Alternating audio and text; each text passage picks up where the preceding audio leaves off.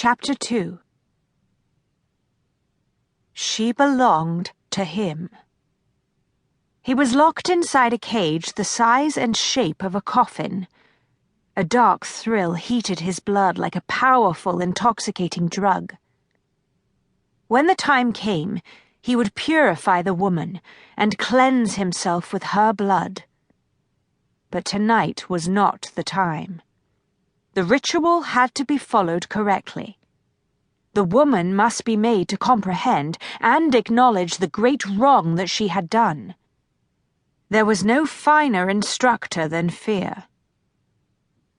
He huddled inside the concealed lift, listening to the sounds of someone moving about in the bedroom on the other side of the wall.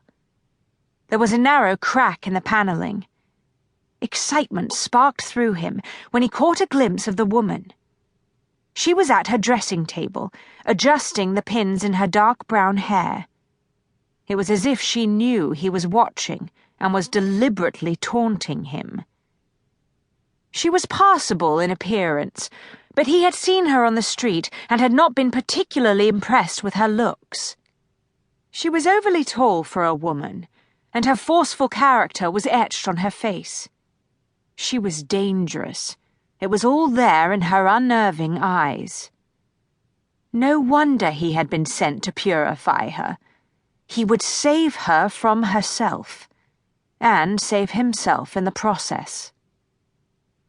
She was not the first woman he had saved. Perhaps this time he would finally be cleansed. The lift had been installed inside the thick walls of the old mansion for the purpose of conveying an elderly, infirm lady from one floor to another.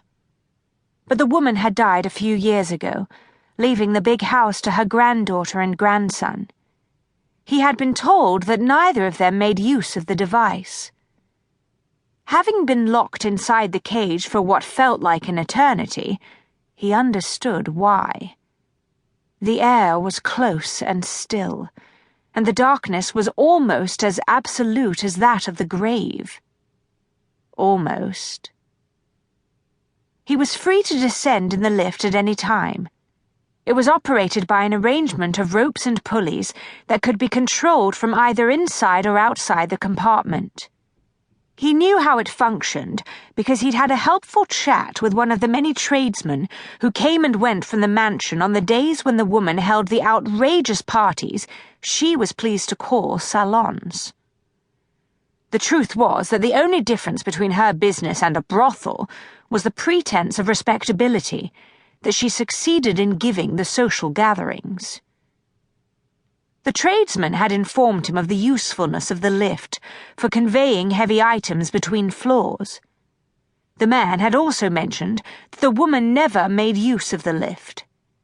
Evidently, she had a fear of being trapped inside the cage.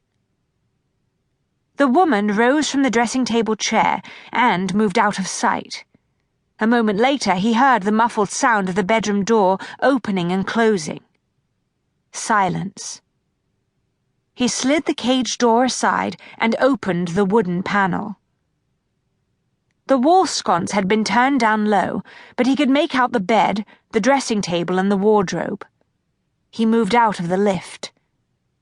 The heady exhilaration he always experienced at such moments roared through him.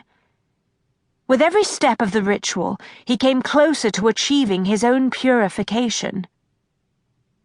For a precious few seconds, he debated where to leave his gift. The bed or the dressing table?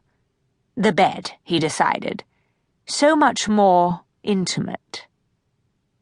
He crossed the room, not concerned with the soft thud of his footsteps. The guests had begun to arrive. There was a fair amount of traffic in the long drive that led to the front steps of Cranley Hall.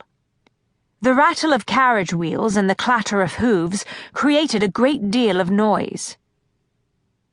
When he reached the bed, he took the velvet pouch and the black bordered envelope out of the pocket of his overcoat.